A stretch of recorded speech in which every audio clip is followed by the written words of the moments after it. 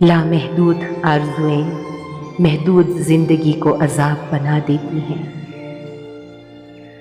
جس لہجے میں بات کرو اس لہجے میں سننا بھی سیکھو۔ کسی کا راز تلاش نہ کرو، اگر نظر آ جائے تو اسے فاش نہ کرو۔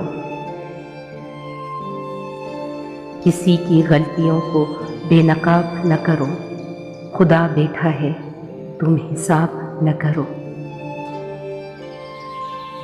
تا عمر بس ایک ہی سبق یاد رکھیں، رشتے اور عبادت میں نیت صاف رکھیں۔ رشتے اور راستے تب ختم ہو جاتے ہیں جب پاؤں نہیں دل تھک جاتے ہیں۔ بے زبانوں سے بھی ہمدردی کرنا نہ بھولو، یہ بغیر لفظوں کے دعائیں دیتے ہیں۔ ہمارے الفاظ ہی ہماری شناخت ہے۔ دوسروں کو اپنے بارے میں صفائیاں دے کر اپنا وقت ضائع نہ کریں۔ لوگ اتنا ہی سمجھتے ہیں جتنی ان کی اوقات ہوتی ہے۔ انسان کو بس ایک بار ہی آزمانا چاہیے، پھر جو اس کا رنگ ہوتا ہے بس وہی اس کا رنگ رہے گا۔ اس کے بعد وہ آپ کو نہیں، آپ خود کو دھوکہ دیتے ہو۔ جو تقدیر سے راضی ہو جاتا ہے وہ کسی سے نہیں لڑتا، نہ زندگی سے اور نہ ہی زندگی دینے والے سے۔ لفظ تم اور آپ کا مطلب ایک ہی ہوتا ہے، مگر اس سے بولنے والے کی تربیت کا پتہ چل جاتا ہے۔ اندھیرے کی سب سے بھیانک قسم منفی سوچ ہوتی ہے، جو امید کے ہر چراغ کو گل کر دیتی ہے۔ جس کو میں کی ہوا لگی اسے پھر نہ دوا لگی نہ دعا لگی۔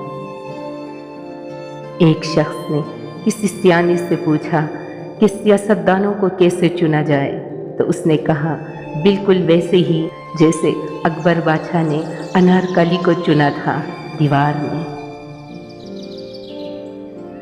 عجیب طرح سے گزر رہی ہے زندگی، سوچا کچھ، کیا کچھ، ہوا کچھ اور ملا کچھ۔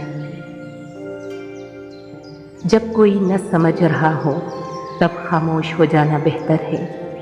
بحث باتوں کو بگاڑ دیتی ہے۔ میرا نصیب غلط ہو ہی نہیں سکتا، میرا نصیب اس نے لکھا ہے جو مجھے 70 ماؤں سے زیادہ پیار کرتا ہے۔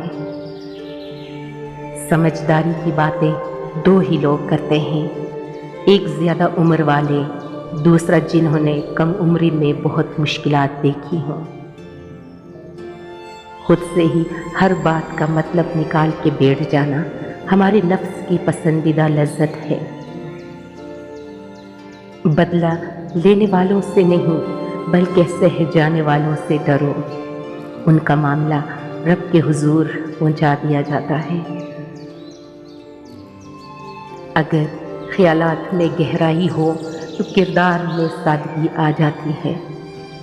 زندگی میں کچھ غلط ہو جائے تو گھبرانا اور ڈرنا مت، کیونکہ دودھ پھٹنے پر وہی لوگ گھبراتے ہیں جنہیں پنیر بنانا نہیں آتا۔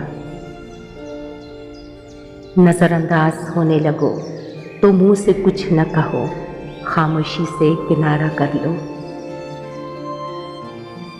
کچھ لوگ کتنے عجیب ہوتے ہیں، اوپر سے خاموش، اندر سے پوری کتاب، اور بہت کم لوگ ہوتے ہیں جو اس کتاب کو پڑھ سکتے ہیں۔